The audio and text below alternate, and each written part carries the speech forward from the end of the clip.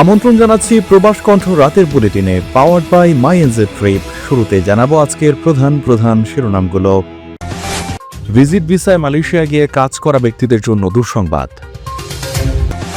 মালয়েশিয়ায় ট্যুরিস্ট ভিসায় যাওয়া 6 বাংলাদেশি সহ 9 বিদেশে প্রবেশে বাধা এবং নির্বাচনের আগে চাঙা ভাব রেমিটেন্সে।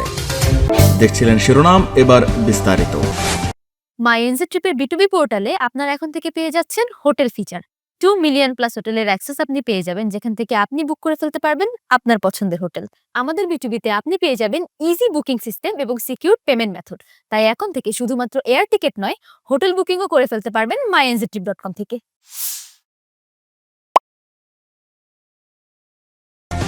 মালয়েশিয়ায় ট্যুরিস্ট ভিসা বা ভিজিট ভিসা ব্যবহার করে অবৈধভাবে কাজ করা বিদেশি নাগরিকদের বিরুদ্ধে কঠোর ব্যবস্থা নেওয়ার ঘোষণা দিয়েছে দেশটির সরকার। বুধবার প্রধানমন্ত্রী আনোয়ার ইব্রাহিমের সভাপতিত্বে অনুষ্ঠিত সাপ্তাহিক মন্ত্রিসভার বৈঠক শেষে এক সংবাদ সম্মেলনে সরকারের এই অবস্থানের কথা জানান দেশটির যোগাযোগ মন্ত্রী ও সরকারি মুখপাত্র ফাহমি ফাজিল। সংবাদ সম্মেলনে মন্ত্রী জানান, সম্প্রতি মালয়েশিয়ার ব্যবসায়িক মহলের পক্ষ থেকে ট্যুরিস্ট ভিসায় আসা বিদেশিদের অবৈধভাবে কাজ করা নিয়ে ব্যাপক অভিযোগ উত্থাপিত হয়েছে।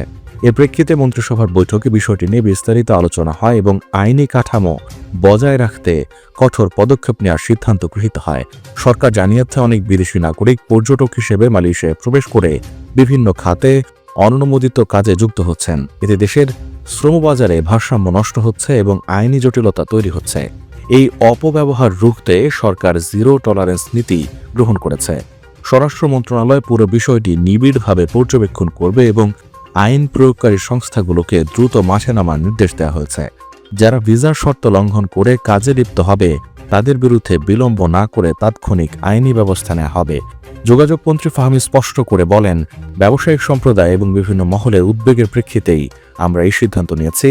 যারা ভিজিটর ভিসার অপব্যবহার করে কাজ করছেন তাদের বিরুদ্ধে অবিলম্বে প্রয়োগকারী সংস্থাগুলো কঠোর ব্যবস্থা নেবে।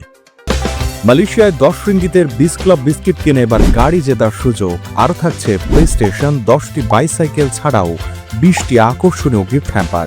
অংশ নিতে আপনার নাম, ফোন নম্বর, দোকানের নাম আর ভাউচারের ছবি পাঠিয়ে দিন কিউআর কোডের লিঙ্কে। অফারটি চলবে 28 ফেব্রুয়ারি পর্যন্ত। মালয়েশিয়া প্রবেশের চেষ্টাকালে 6 বাংলাদেশি সহ 9 বিদেশি নাগরিককে ফিরিয়ে দিয়েছে দেশের সীমান্তরক্ষী বাহিনী। গতকাল বুকিত কায়ু হিতাম সীমান্তে এলাকা দিয়ে প্রবেশের সময় তাদের আটকে দেওয়া হয়। ইমিগ্রেশন আইন লঙ্ঘনের অভিযোগে তাদের নিজ দেশে ফেরত পাঠাতে থাইল্যান্ড সীমান্তে পাঠিয়ে দিয়েছে কর্তৃপক্ষ। সংস্থাটির commander senior assistant commissioner Mohammad Nasiruddin M Nasir এক বিবৃতিতে জানান, প্রত্যাখ্যাতদের মধ্যে 6 জনই বাংলাদেশি নাগরিক, যাদের মধ্যে 1 জন পুরুষ এবং 5 জন নারী রয়েছেন। তারা মূলত স্থলপথ ব্যবহার করে মালয়েশিয়া প্রবেশের চেষ্টা করছিলেন। একই অভিযানে একজন তাইওয়ানিজ এবং একজন ভারতীয় নাগরিককেও প্রবেশ করতে দেওয়া হয়নি।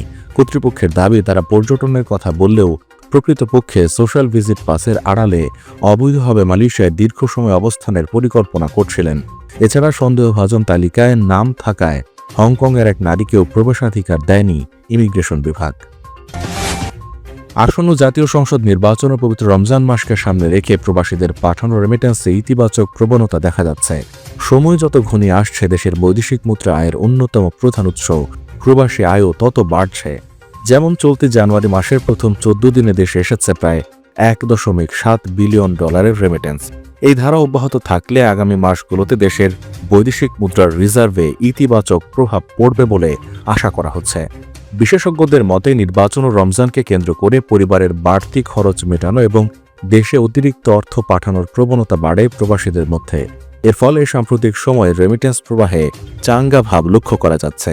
জানা গেছে, সর্বশেষ ডিসেম্বর মাসে দেশে প্রবাসী আয় হয়েছে $322 কোটি, যা একক মাস হিসেবে দ্বিতীয় সর্বোচ্চ রেকর্ড। দেশের ইতিহাসে সর্বোচ্চ প্রবাসী আয় $329 কোটি ছিল গত বছরের মার্চে। তখন ঈদুল ফিতরের সময় প্রবাসীরা বেশি অর্থ পাঠিয়েছিলেন।